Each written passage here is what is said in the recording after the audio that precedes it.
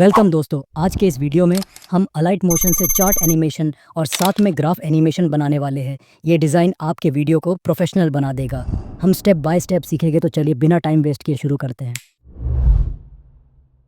Progress animation बनाने के लिए सबसे पहले आपको अलाइट मोशन को ओपन कर लेना है। अब प्लस आइकन पर क्लिक करके शेप में जाए और वहाँ से रेक्टेंगल को सिलेक्ट कर लीजिए। अब रेक्टेंगल को सिलेक्ट करने के बाद एडिट शेप में जाना है और वहाँ से उसका साइज़ सेट कर लेना है। जब साइज़ सेट हो जाए उसके बाद आपको कलर ऑप्शन में जाना है। वहाँ से रेक्टेंगल का कलर चेंज कर लेना है। आप चाहो तो अपनी पसंद के हिसाब से भी कोई भी कलर रख सकते हो। उसके बाद ऐड इफ़ेक्ट में जाना है और वहाँ से वाइप इफ़ेक्ट को सिलेक्ट करना है। फिर उसे सिलेक्ट करने के बाद उसकी स्टैंडर्ड सेटिंग को ओपन कर लेना है ताकि हम उसमें बदलाव करके प्रोग्रेस चार्ट का एनिमेशन बना सके। फिर टाइमलाइन में आकर 0.10 सेकंड आगे बढ़ना है। वहाँ पर स्टार्ट ऑप्शन को सिलेक्ट करके अपना पहला की फ्रेम लगा लेना है।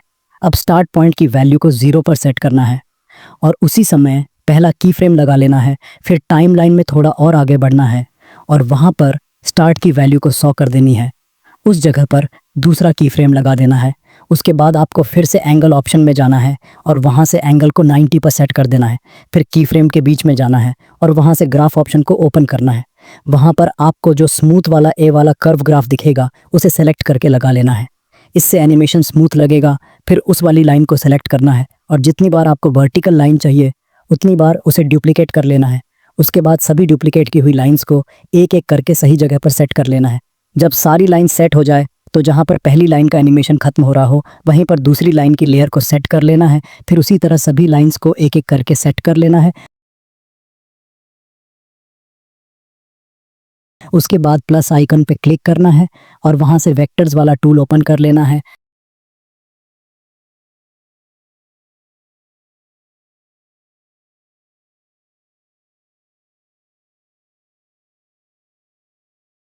फिर वेक्टर्स टूल से उसी तरह लाइन को ड्रॉ कर लेना है। उसके बाद कलर ऑप्शन में जाना है और वहाँ से कलर को नन कर देना है। फिर बॉर्डर ऑप्शन में जाना है और वहाँ से स्ट्रोक को ऑन कर लेना है। उसके बाद बॉर्डर का कलर चेंज कर लेना है और बॉर्डर का साइज़ 50 पर सेट कर लेना है। अब नीचे वाले एंड पॉइंट ऑप्शन में जाकर वहाँ से एरो वाला एंड पॉइंट सेलेक्ट कर लेना है। इससे आपकी लाइन एकदम एरो शेप में नज़र आएगी। उसके बाद एरो वाली लाइन को सेलेक्ट करना है और फिर एडिट पॉइंट ऑप्शन में जाना है। वहाँ से उसकी शेप को सही करके एडजस्ट कर लेना है ताकि एरो लाइन बिल्कुल परफेक्ट और साफ दिखे। अब एरो लाइन को सिलेक्ट करना है। फिर ऐड इफेक्ट में जाकर वहाँ से ड्राइंग प्रोग्रेस इफेक्ट को सिलेक्ट कर लेना है। फिर जहाँ से पहली लाइन का एनिमेशन स्टार्ट हो रहा है वहीं पर आकर एंड पॉइंट की वैल्यू को 0 कर लेना है और उसी पर पहला की फ्रेम लगा लेना है। उसके बाद जहाँ पर एनिमेशन खत्म हो रहा है वहाँ पर जाकर एंड पॉइंट की वैल्यू को 100 कर देनी है और वहीं पर दूसरा की फ्रेम लगा देना है। उसके बाद फिर से ऐड इफेक्ट में जाना है और वहाँ पर ग्लो इफेक्ट सर्च कर लेना है। फिर ग्लो इफेक्ट लगाने के बाद उसकी सेटिंग एडजस्ट कर लेनी है। ग्लो का कलर इंटेंसिटी और साइज़ अपने हिसाब से सेट करो ताकि एरो लाइन और पूरा प्रोग्रेस चार्ट और भी ब्राइट और प्रोफेशनल लगे।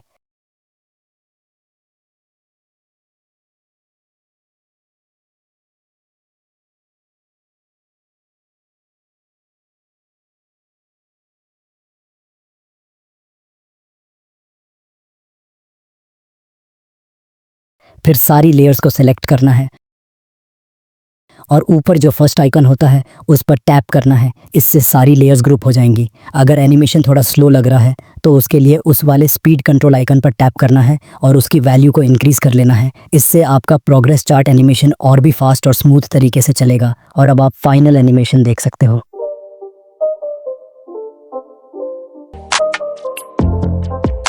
सबसे पहले ग्राफ एनिमेशन बनाने के लिए प्लस आइकॉन पर क्लिक करें।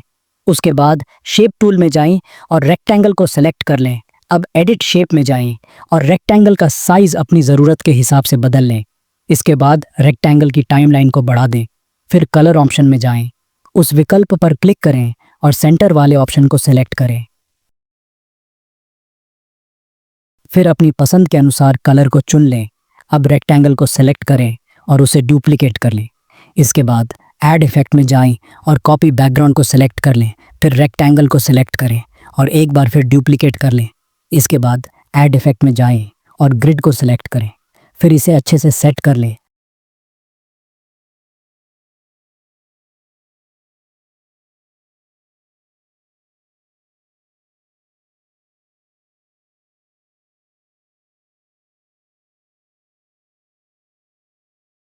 अब ब्लेंडिंग ओपेसिटी में जाएं और इसे 10% पर सेट कर लें। फिर रेक्टेंगल को सिलेक्ट करें, बॉर्डर स्ट्रोक को ऑन करें और बॉर्डर की साइज को 2 कर दें।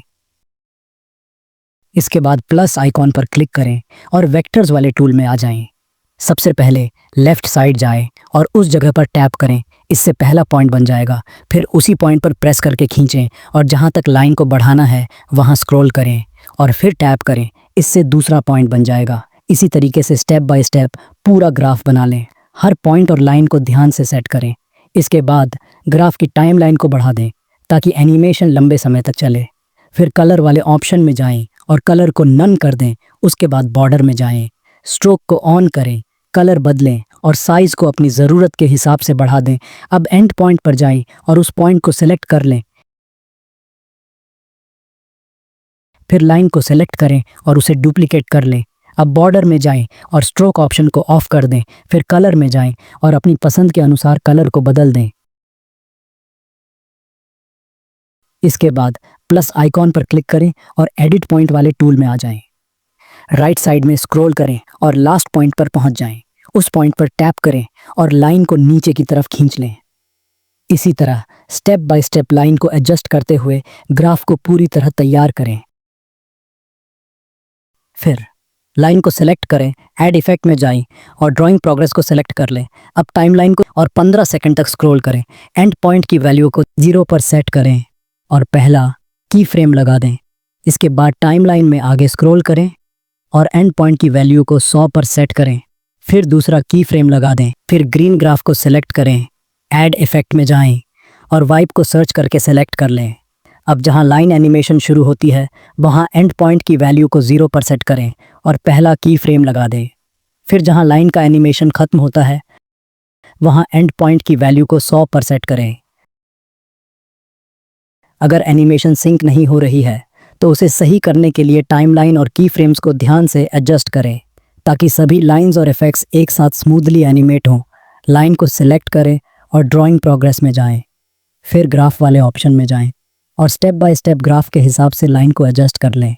अब आप देख सकते हैं कि एनिमेशन सही तरीके से सिंक हो रही है और सभी लाइंस स्मूथली एनिमेट हो रही हैं। फिर लाइन और ग्राफ दोनों को सिलेक्ट करें और उन्हें डुप्लीकेट कर लें।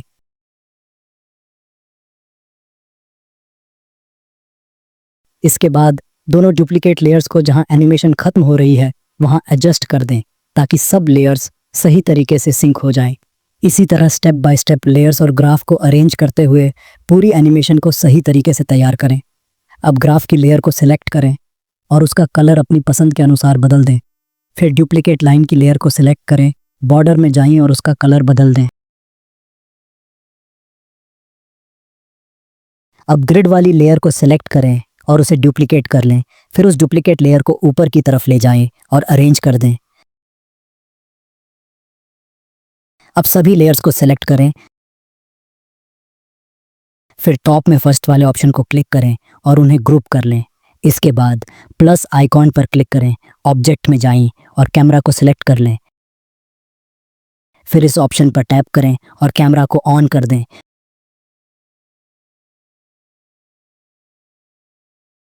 फिर मूव ट्रांसफॉर्म में जाएं और जहां से एनिमेशन शुरू हो रही है वहां जी वैल्यू को सिलेक्ट करें और पहला की फ्रेम लगा दें। इसके बाद टाइमलाइन की शुरुआत में जाएं और जी वैल्यू को -3000 पर सेट करें। फिर दूसरा की फ्रेम लगा दें। फिर ग्रुप को सिलेक्ट करें, ऐड इफेक्ट में जाएं, 3D ऑप्शन को चुनें और फ्लिप लेयर को सिलेक्ट कर लें। स्टार्ट की फ्रेम लगा दें। जहां एनिमेशन शुरू हो रही है वहां एंगल को 0 पर सेट करें और दूसरा की फ्रेम लगा दें। अब एक्सिस को सिलेक्ट करें, जहां एनिमेशन शुरू हो रही है वहां एक्सिस की वैल्यू को 10 पर सेट करें और पहला की फ्रेम लगा दें। फिर टाइमलाइन में पीछे जाएं और एक्सिस की वैल्यू को 0 पर सेट करें। फिर दूसरा की फ्रेम लगा दें। अब आप देख सकते हैं कि एनिमेशन इस तरह से दिख रही है और सभी लेयर्स और इफेक्ट्स सही तरीके से एनिमेट हो रहे हैं। अब आप फाइनल एनिमेशन देख सकते हैं जो पूरी तरह से सिंक और स्मूथ चल रही है। आज की वीडियो इतना ही, मिलते हैं नेक्स्ट वीडियो, तब तक ले बाय।